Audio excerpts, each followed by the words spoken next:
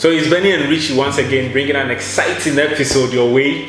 This time around we are reacting to a series, The Resident. I believe most of you guys out there have seen it, and it's time for it to be reacted to. Alright guys, so when it comes to reacting to medical series, it's all about fishing out medical errors, also learning from what they are doing as well, relating it to real life medical practice, and also giving it an overall rating and having some fun. That is all we do with reacting to medical series. So today we are reacting to The Resident. Sure, you've heard of it. If you haven't, then join us to watch it. Actually, we are extracting the, should I say, interesting parts of this episode.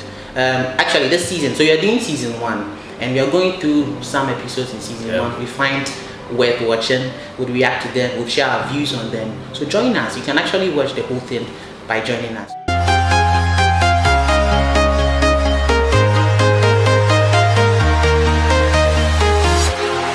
Walking alone, the streets are empty. The only thing I can see is my own silhouette. I'm getting stronger, step by step. The clock is ticking, but there's no time for regrets.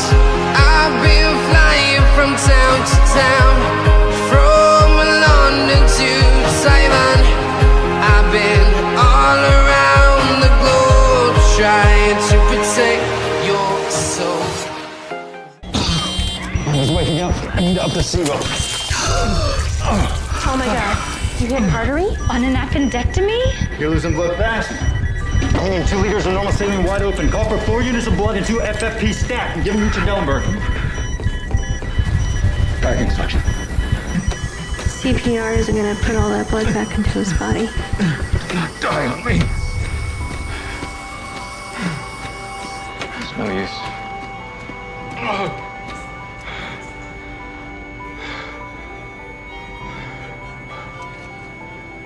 Let this unfortunate situation.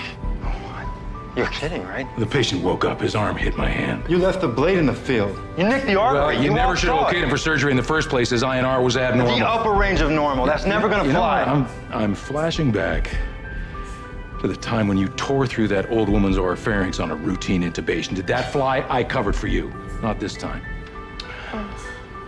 We're all on the same team here, right? Maybe he had a heart attack.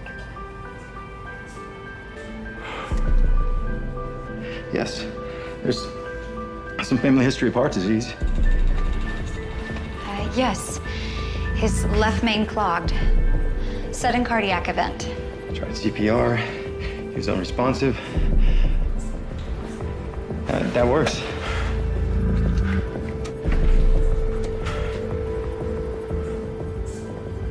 Well, that's right.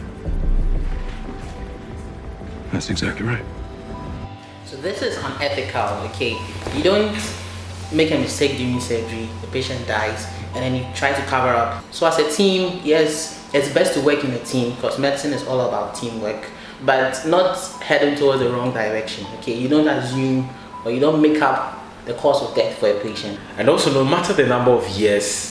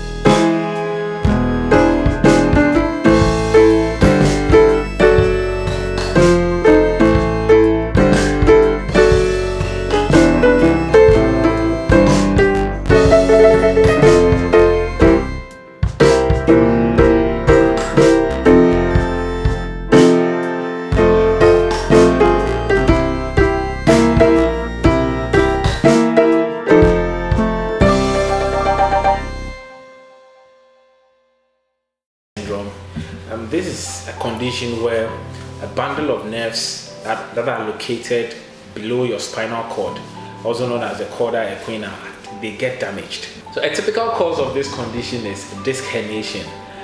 It simply means there is a cartilage that is located in between the bones of your spine that is capable of bulging out to compress on your spinal cord. So this can be a typical cause of the condition Cauda equina syndrome. Some signs and symptoms you can have is lower back pain, which can radiate to your leg, as well as also having bladder and bowel incontinence, which means you don't have control over urination and also defecation. So for this condition, the treatment involves within 48 hours having urgent surgery.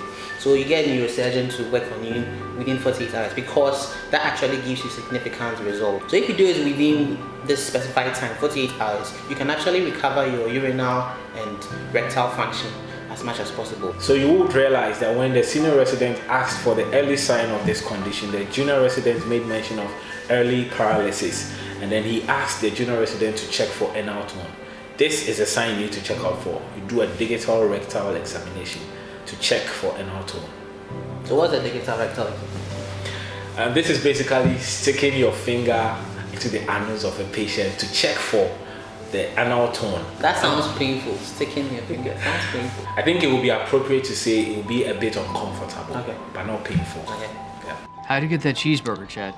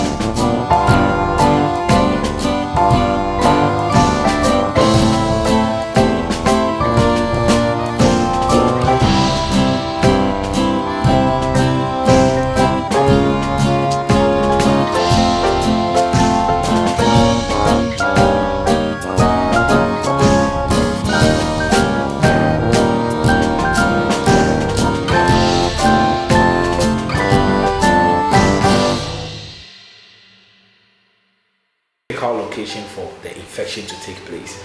And checking the lady's hand, he saw what is called the oscillus nodes. So these are typical signs you see on the fingers and hands of patients that develop infective endocarditis. There are others such as Janeway lesions and also splinter hemorrhages. Rot spots as well. The medical doctors and students can relate to the terms we are using here. So someone might be asking out there, you mentioned IV drug user, you mentioned infective endocarditis. What's the link between them? Okay, what's typical for IV drug users is they tend to use needles that are not sterile. Yeah. So needles have been exposed to bacteria in And they share among each other as well. So when they introduce these needles into their system, these needles already have bacteria settling on them. So these bacteria get into the blood, and then when you introduce a needle into your system, it gets into your vein, and venous blood returns to the heart. So that is why they are prone to having right-sided heart condition.